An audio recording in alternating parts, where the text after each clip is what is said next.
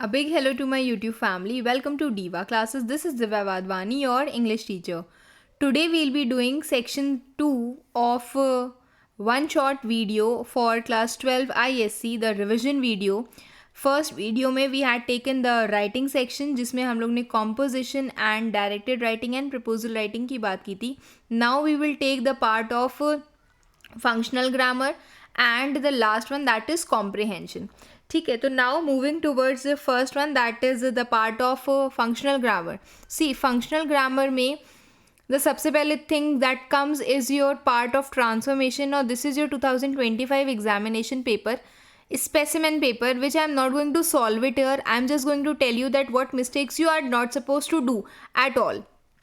Okay, सबसे पहले transformation की कुछ चीज़ें समझा करो. See rules we will do separately, but उससे पहले कुछ चीज़ें you need to understand regarding transformation of sentences. एक कि आपके क्वेश्चन से आंसर जब आप शिफ्ट करते हो उसकी मीनिंग कभी भी चेंज नहीं होती है, वो एज इट इज़ रहेगी. टेंस जो है वो चेंज नहीं होता है, वो एज इट इज़ रहेगा. सिर्फ डायरेक्टेड राइटिंग डायरेक्ट इनडायरेक्ट में it changes, otherwise it does not change at all, वो सेम रहता है. कुछ चीज़ों में कॉमाज लगते हैं, जैसे यहाँ पर एक क्वेश्चन दिया है, I don't know Helen very much nevertheless I like her. In spite of not knowing Helen very much I like her. तो in spite of not knowing, okay, when you are using this not knowing तो उसके बाद यहाँ पर comma लगना है and then last में full stop. Then so that वाले क्वेश्चंस में कॉमा नहीं लगना होता है. इसमें भी ये जो एडजेक्टिव वाला है, this we will be doing in the part of transformation, इसमें भी कॉमास नहीं होते हैं. Then he was so old, he was too old to remember, या he was old enough to remember, इसमें भी commas are not there. Then in this one when you are changing from direct to indirect, then the punctuation marks are not there, and when you are changing from indirect to direct, then the inverted commas and this question mark or punctuation marks or the full stop is there. ठीक है, जब आप although का use कर रहे हो अपने answers में, suppose your answer is starting although the students did not study yet, although the students did not study comma they pass for the examination, तो ऑल्दो लगा करके यहाँ पर कॉमा लगना होता है. ठीक, एंड में फुल स्टॉप लगेगा. नो सूनर के साथ what we use is, no sooner के साथ you use than without any sort of commas in between. Then hardly had या हार्डली डिड के साथ यू यूज़ व्हेन.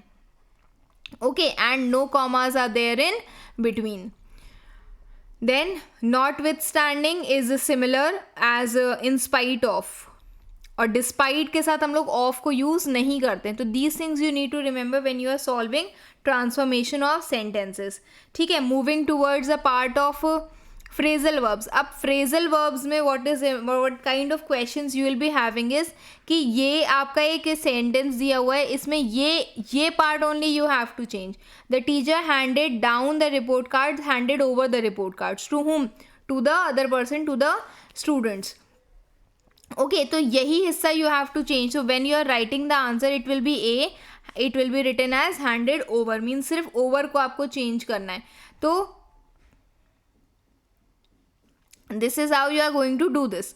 अब इसमें what things you need to remember, phrasal verbs में कुछ specific phrasal verbs होते हैं जो आपको मतलब every time they come, previous year papers of phrasal verbs we have done, the entire whatever phrasal verbs we have done उसको आप लोग कहाँ पे पा सकते हो, you will get it in the playlist of grammar section.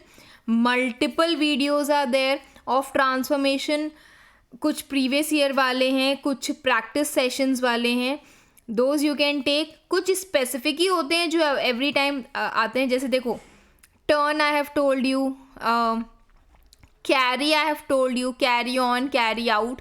ठीक है, give, gave off, gave away, सब दिए हुए हैं. उसके बाद pull is written here, then set is written here. ठीक है, take is given here. Then कुछ ही स्पेसिफिक होते हैं जो every time, every second time they are asked. Break is there, bring is there, bring up, brought up, ये सारी चीज़ें. तो not all are asked put is there, keep is there.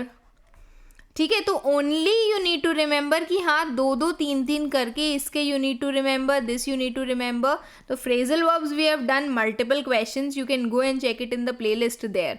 बस इसमें what you have to do is कि ये वाला जो आंसर होता है इसमें you will write the only answers you are suppose to write. ये जो मैंने यहाँ पर लिखा हुआ है ये when I have explained you this 2025 specimen paper, तो यहाँ पर मैंने ये मीनिंग्स लिखी थी इसकी. Okay, then phrasal verbs done. इसके बाद next one is the last one जिसमें पैसेज. अब देखो इसको whenever you are doing it, सबसे पहले समझो कि ये जो सेंटेंस है ये किस में दिया हुआ है, ये आपका पास्ट फॉर्म में दिया हुआ है. तो अब जितने भी हैं, now this is your past had been working, this is your past perfect continuous tense. इसके अलावा whatever you are suppose to use is your past tense only. Present will not come here at all except some cases जहाँ पर might भी कहीं पर अगर वो direct speeches दी होती हैं तब, otherwise it won't be coming. अब देखो अब कुछ चीज़ें इसमें समझो, जैसे she had been working tirelessly on her garden, she planted. ठीक है, पास्ट टेंस है तो पास्ट टेंस ही रहेगा. जब वो काम कर रही थी वहाँ पर तो she doing, she was planting a flowers of trees, variety of trees. Envisioning, तो शी वॉज प्लांटिंग, एनविजनिंग, ऐसे करके you will write it here. Okay, वहाँ पर फिर ये आता है now wherever while is there. One day while she was admiring her handy work she notice a rare butterfly. Now अब whenever you are solving it, सबसे पहले तो what you will be doing is you will solve it. उसके बाद again read it out with your answers that you have written. हो सकता है किसी these are the things जो बहुत brain game होता है ये. This is not a one day thing that you will be understanding it. The more you have spoken in English, you will be able to solve it very quickly, very easily. So tenses you need to remember for that case.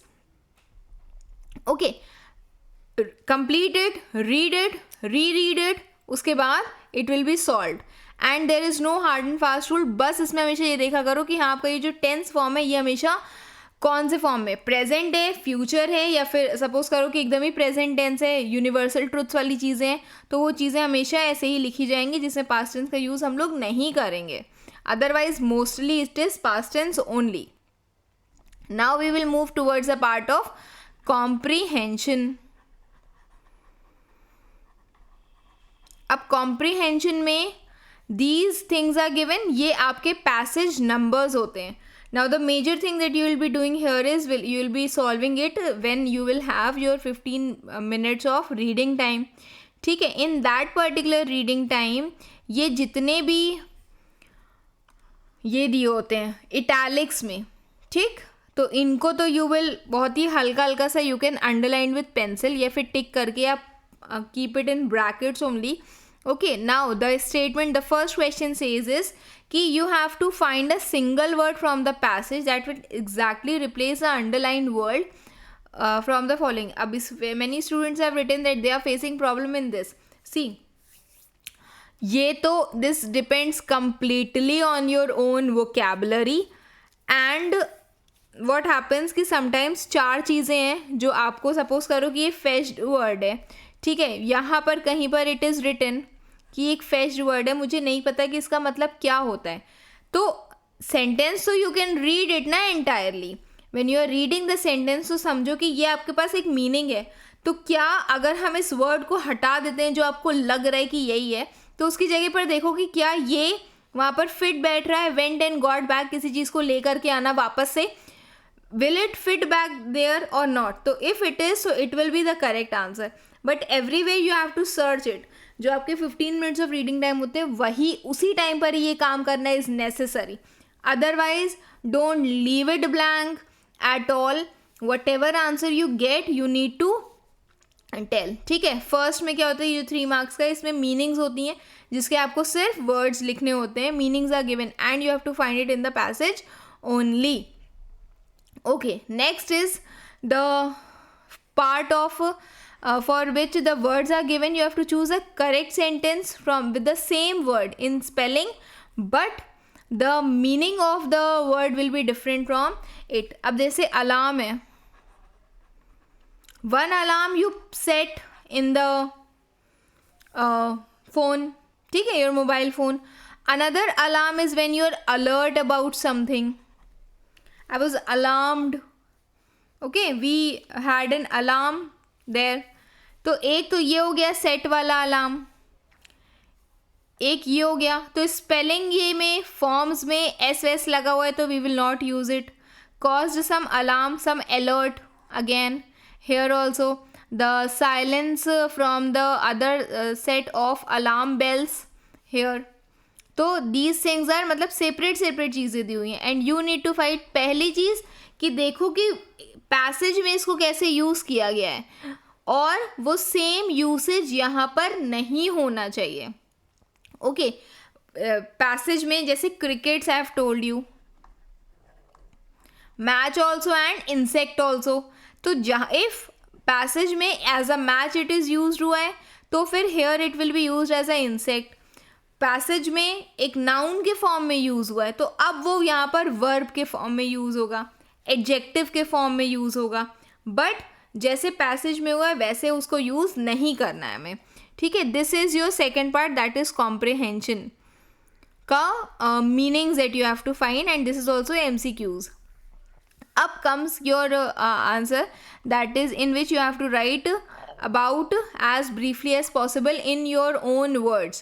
अब in your own words में the first thing that has been said that explain the meaning of the expression I had burned my boats. अब ये तो this is majorly a part of idioms. ठीक है, मुहावरे. You know well and good, you don't know तो whatever you feel like कि जब भी आप उसको रीड करो जो आपके ब्रेन में उस टाइम पर आ रहा है you just write it, but it should be in your own words. Do not copy the entire passage just to fill this 2 marks of answer. Okay, same is with this one also, same is with this one also.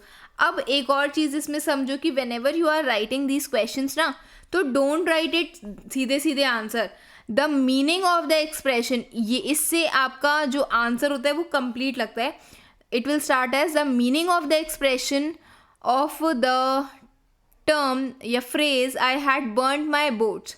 Mean is, ठीक है, refers to, then cite 2 instances of the behavior. So it will start as 2 instances of the behavior of the bank employees that indicate the insignificance of the deposit of $56 are. Present tense में पूछा गया है ना. Why do you think the people in the bank thought of the narrator as an invalid millionaire? Again, which tense में इसको पूछा गया, उसी tense में इसको आंसर करो. Why do you think? फिर you will write is the people in the bank thought that of the narrator as an invalid millionaire. Why? Because. ठीक है, as, yes, since, ऐसे करके you can write it whatever your thoughts are. comprehension मतलब होता है आपने उसको कैसे समझा है. Then comes your last part. अब आता है, this is very important, जिसमें major mistakes क्या होती हैं कि जब भी एक तो grid form, students don't make grid at all. अभी तो one child I encountered and the person did not even know कि हाँ यही वाला वो क्वेश्चन होता है जिसमें ग्रिड बनानी होती है, क्योंकि ऑब्वियसली यहाँ पर लिखा नहीं होता है. तो something is not written doesn't mean that you don't have to make it. Okay, everyone knows now. अभी तो यू नो ना कि दिस इज प्रेसी राइटिंग, तो जिसको मैं आपको ग्रिड फॉर्म में इसको बनाना ही है. तो 5 into 20, 100 वर्ड्स, 5 into 20 का आपका ग्रिड बनता है. ठीक है, जिसमें 5 ये होते हैं, 1 2 3 4 5, और उसके बाद ये these lines are, these rows are of 20. Okay, so that these are of 100 words. अब सबसे पहले आता है प्रेसी राइटिंग में की पॉइंट्स. आप कहाँ से वो पॉइंट्स उठाओगे? Paragraphs are given, use those specific paragraphs only. 6 to 10 बोला है, हम इसके ऊपर जाएंगे ही नहीं. ठीक है, तो I went up to the accountant's office, the narrator went up to the accounts office, accountant's wicket. जहाँ तक उसने बोला है वहीं से उस चीज़ को शुरू कर दो. बस उसने आई से शुरू किया है तो अब ये जो फॉर्म हो जाएगा ये हो जाएगा आपका इनडायरेक्ट फॉर्म. ठीक है, ऐसे समझो.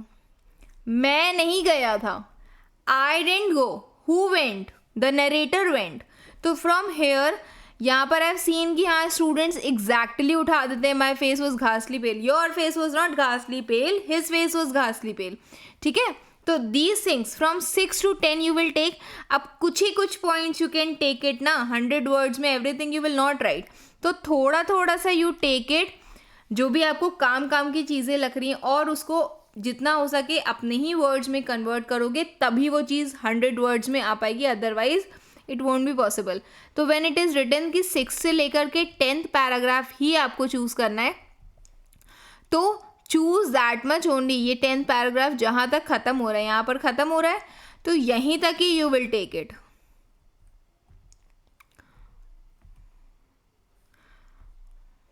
Okay, then this was done. First is key points. आपने की पॉइंट्स बना लिए, अपने पास लिख लिए, वेल एंड गुड. नहीं लिखे हैं, leave it. Second is your rough draft. This is done with pencil, so that at least you are able to एक लिमिट से उसको बहुत ज़्यादा मत लिखो. जैसे लिखा हुआ है failure to keep within the word limit. थोड़ा सा 99, 98 is okay. Don't go beyond 100. If it is written, don't go beyond 100. I might have told you to reach 102, 103. But if it is written and since it is exam, तो don't go out of this word limit. It will be penalized. मतलब ज़्यादा से ज़्यादा क्या होगा, marks cut जाएंगे, and that is a major thing. तो rough draft you have made. Same चीज़ से यहाँ पर you have used this key points. उसी के ठीक बाद ही आएगा आपका रफ ड्राफ्ट वाला. की पॉइंट्स आया, रफ ड्राफ्ट आया, and then will be the final draft, that is your fair draft. Okay, key points, rough draft and final draft, your fair draft जिसको बोलते हैं. ये वाला part you will do with pencil, and ये वाला part you will do with pen. Grid lines आप चाहिए तो पेंसिल से बना सकते हो, and this is also done with pen only. But in case you don't remember, आपकी मार्किंग जो होती है वो इसी में ही होती है, फाइनल में. ठीक है, पेपर टाइम नहीं बचा है तब कुछ भी मत करना, बट अगर बचा हुआ है तो it will be better you show all these steps so that the examiner knows कि यू नो एवरीथिंग. ठीक, this is done. Whatever in whichever form it is there. Why the narrator decided past tense में, पूरी जो summary आप लिखोगे वो past tense में ही होगी. ओके, तो अब कुछ चीज़ें. Precis writing. Candidates must write the precis in a grid. Exceeding of the word limit will be penalised as you have been told. ये specimen paper I have already sent you on the Telegram. Question answers में you have to write any 4 points in brief. पूछा जो भी गया उसके regarding ही you have to write the points in your own words. Okay, you have to choose a correct option in this or the sentence against the correct option, and बस इतना ही था इसमें. Otherwise in functional grammar तो no such specific guideline is given. अब we will move towards the last part of our section, जिसमें हम ये बताएंगे कि ये जितनी भी चारों चीज़ें, what things you need to remember, जो काउंसिल आपसे बताता है और जो हमने उठाई है फ्रॉम 2024 का पेपर एनालिसिस से. ओके, तो we are moving towards that section. सबसे पहले आता है मेरा ऐसे राइटिंग वाला पार्ट. उसमें I will tell you only दो थिंग्स जिसमें जो काम की चीज़ें. जब भी you are reading the essay, just remember this that when you are reading an essay, equal weight should be given to all the sub parts of the question and the detailed descriptions. पूछा गया है आपसे, ये हुआ है, ये हुआ है, ये हुआ है, mention each and everything that is written. गलती से भी उसको भूल मत जाना कि हाँ ठीक है वहाँ पर हमें इसको भी डिस्क्राइब करना है, इसको भी करना है, इसको भी करना है. Put it into brackets or put number 1, number 2. वैसे तो it is not allowed to write anything in the question paper, but in case you are reading, you are having a pencil very, मतलब इतना कि एकदम दूर से किसी को नहीं दिखना चाहिए. ठीक है, do it. Then you need to read the question and comprehend the questions correctly. मतलब कि आपको ये चीज़ समझनी होगी क्वेश्चन आपसे क्या डिमांड कर रहा है. फिर स्पेलिंग एरर्स, टेंसेज, स्ट्रक्चर्स, पंचुएशंस, ये सारी चीज़ें चेंज नहीं होनी चाहिए. सेंटेंस का स्ट्रक्चर, कहाँ पर कौन सी चीज़ आनी है, ये चीज़ें इधर उधर शफल नहीं होनी चाहिए. Okay, first person perspective with a clear structure that includes a beginning, middle and ending. ये आपके ऐसे के लिए जब भी आपके 15 मिनट है, यू नीड टू डिसाइड कि आप अगर नरेशन लिख रहे हो या डिस्क्रिप्टिव लिख रहे हो, शुरू क्या होगा, बीच का कैसे होगा, एंडिंग कैसे होगा. फर्स्ट पर्सन, डिस्क्रिप्टिव और नैरेटिव हमेशा फर्स्ट पर्सन होते हैं. आर्ग्यूमेंटेटिव लिख रहे हो वो जनरल स्टेटमेंट्स होती हैं. रिफ्लेक्टिव में स्टोरीज यू डोंट राइट, आप सिर्फ अपने व्यूज़ लिखते हो कि हाँ ये चीज़ें, तो ये भी जनरल स्टेटमेंट ही जाता है. Okay. Last one is story, जिसमें ऑलरेडी एक वो व्यू पॉइंट दिया होता है, तो उसमें आप कैरेक्टर्स रखो, अपने को मत रखो उसमें. Then what more I should tell you. Okay, guide students to focus on the appropriate style for writing argumentative essays and discourage them writing narratives और anecdotes in this context. मतलब कि जब भी argumentative essays आपको बोले गए हैं, आप एग्जाम्पल्स दो उनके, लेकिन उसमें कभी भी नरेटिव या कोई भी एक नरेशन या मेरे साथ ये हुआ, ये वो हुआ, वो सब उसमें नहीं लिखना होता है. ठीक है. और एक्सपोजिटरी एसेज टॉपिक्स जो होते हैं, जो वन वर्ड वाले होते हैं, what you are suppose to do in that is कि आपको whatever comprehensively include everything possible in that particular structure only, जो इसमें बताया गया है. Then okay, students should be encouraged to pick relevant examples from life to support their views. और जो भी essays you are choosing in case you have your जैसे descriptive और नरेटिव में तो कुछ नहीं लिखना होता है, रिफ्लेक्टिव में, आर्ग्यूमेंटेटिव में ये सब चीज़ें, और ये जो वन वर्ड वाले होते हैं उसमें भी यू कैन राइट इट. तो उसके लिए you can use your own real life examples. Personal experiences नहीं मांगे हैं, एक्चुअल में क्या होता है वो चीज़ें बोली गई, that you should write it. ठीक है. फिर ओके, अब एक और चीज़ इसमें देखो दी हुई है कि अगर आप स्टोरीज लिख रहे हो, प्लॉट, कैरेक्टर, सेटिंग और लॉजिकल एंडिंग उसमें होनी चाहिए.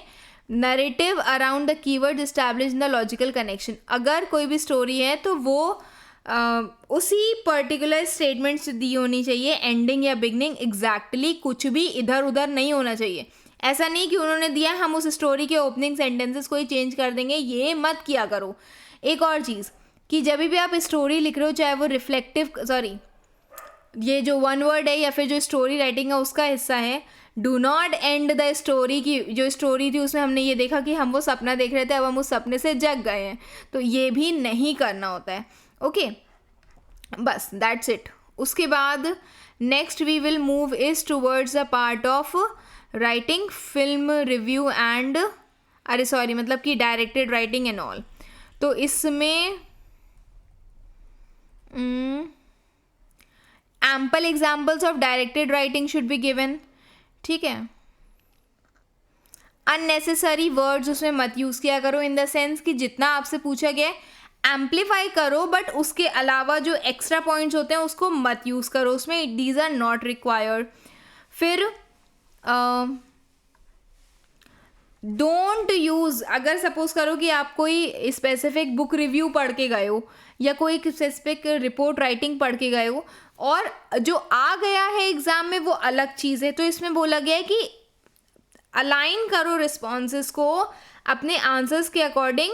डोंट राइट कि हमने जो लर्न किया है हम उसको लिख करके आएंगे, तो गाइडलाइंस उनके देने का क्या फ़ायदा है. तो you have to work according to the guidelines that are given there. Okay, then हाँ, एम्पल प्रैक्टिस कि जब भी आप प्रपोजल राइटिंग लिख रहे हो तो हेडिंग में 2 अलग पॉइंट्स लिखोगे और ऑब्जेक्टिव्स में 2 अलग पॉइंट्स लिखोगे. हेडिंग में how it is relevant to the institution, मतलब कि स्कूल के लिए कैसे वो बेनिफिशियल है, दिस यू विल टेल. और यहाँ पर स्टूडेंट्स के लिए कैसे वो बेनिफिशियल है, दिस यू विल टेल. दो सेपरेट चीज़ें, तो दोनों को आपको अलग अलग तरीके से देखना होगा. ओके, देन complete sentences लिखो rather than just words or phrases and help them understand the different purposes of proposal writing. जैसे कि अगर list of measures हैं तो list of measures में पूरा statements you are supposed to write. Okay, then we will move towards a part of this transformation and all. None and no one is different. अभी जब हम लोग transformation के rules करेंगे ना, तो इसमें आई विल टेक वन और two topics of this. Direct, indirect, active passive, this degrees of comparison और नो सूनर, नॉट ओनली, ये सारी चीज़ों पर आपको स्पेसिफिकली वर्क करना चाहिए. Now train students to use specific phrasal verb जैसे कि jump at, jump for, jump to. तो कीप, ओके, जैसे हमने बताया था कि कुछ स्पेसिफिक हैं जो यूजुअली पूछे जाते हैं, तो वो चीज़ें you are suppose to write. Then multiple answers मत लिखा करो. Writing answers in incorrect order, ये भी मत किया करो कि ये हमने ऊपर नीचे कर दिया. अरे I have seen many students doing this. भाई ये तो बिल्कुल don't do it at all. I at my own level feel very irritated with this. ठीक है, फिर उसके बाद simple past tense, past perfect tense देखा करो. अब you want this to be, see tenses तो will be a issue. Tenses में यूजुअली क्या होता है, आप उसको बहुत बेसिक से पढ़ोगे ना तो वो आपको समझ में आ जाएगा, बट अभी you don't have enough time for that कि हाँ ठीक है, tenses also you will pick it up again. Okay, then commas कहाँ पर यूज़ होना है, अभी मैंने बताया कि कहाँ पर यू विल यूज़ इट, कहाँ you will not use it. Degree of comparison we will be doing it, you don't worry about it. I make you do that. उसका तो आई हैव मेड दैट. ठीक है, वो बस I just have to do it, post it here. Then this is passage writing में ना, what things warn students against using idiomatic phrases, compound phrases, phrasal verbs, proper nouns and changing forms. ये चीज़ें आपको नहीं करनी होती हैं कि मतलब वो कहते हैं ना इडियम्स एंड ऑल यूज़ करना, तो these things you are not suppose to do here. Okay, उसके बाद precis writing should be done. अभी भी टाइम है, एक आध कॉम्प्रिहेंशन उठा करके उसको press, even this one only, you do this one only, इसी को ही उठा करके सॉल्व करके देखो कि हाँ ये वाला जो क्वेश्चन है मैंने पूरा पैसेज पढ़ा और मैं एग्जैक्ट उसका जो आंसर है वो लिख ले रहा हूँ. Then you will be able to understand कि ये चीज़ें ऐसे करी जाती हैं. ओके, इरेलीवेंट डिटेल्स मत लिखो उसमें. Answer whatever is being asked instead of summarising the entire passage. जितने से पैराग्राफ पूछा गया है बस उतना ही लिखो. करेक्ट टेंस फॉर्म में होना चाहिए. लैंग्वेज एरर्स मत किया करो क्योंकि इंग्लिश के पेपर में marks are deducted. Teach students to write the complete sentences placing one word per box in the grid and strictly adhering to the word limit. अगर ये बॉक्स आपका सुंदर सा बना है, इसमें आपने इतने सारे कॉलम्स बनाए हैं, तो एक डब्बे में सिर्फ एक ही वर्ड लिखो कि एंड और उसमें मत मेंशन कर दिया करो एंड वर्ड लिमिट पर रहा करो. ओके, अब इसके बाद सबसे लास्ट में जो टॉपिक्स डिफ़िकल्ट थे, this we will not study क्योंकि वो फिर you people will be understood. Now taken as argumentative and arguments that followed. Concept of writing short stories, ये जिसमें थोड़ा सा कन्फ्यूजन है, that they are telling. Vocabulary में इश्यूज होते हैं. अब what things you can do last में. CFQs we have done. ठीक है, मतलब many things we have done. Functional grammar we have done. ऐसे I guess I have not taken up, तो अभी we'll see to it. Then reading time should be utilize properly. Thorough and understanding of all questions and instruction should be done. Practice inferential questions in the classroom. अभी classroom वाला time नहीं है. Time management पर we'll again have a discussion tomorrow. ठीक है, practice grammar and composition. Practice of exercises now no need of it. Practice essay writing. ठीक है, now this you can do कि topics I have given you all, थोड़ा थोड़ा करके just keep reading through it. अब practice previous year question papers. जो questions I have sent you telegram पर, you can find the documents, transformation and all. एक बार खुद से, मैंने उसका blank document आपको दिया है ट्रांसफॉर्मेशन का, चेक करो कि क्या खुद से उसको अपने आप से सॉल्व कर पा रहे हो विदाउट एनी मिस्टेक और नॉट. ओके, फिर अगर मिस्टेक हो रही है then again you go for the solutions in the video. And previous year papers also you will be finding in the Telegram only. You can search that only. ये वाला document also you will be finding on Telegram only. Till then this was 2024 analysis paper. अगर आपको इसको read करना है properly तो you can go for it. Keep preparing. Best wishes. Thank you.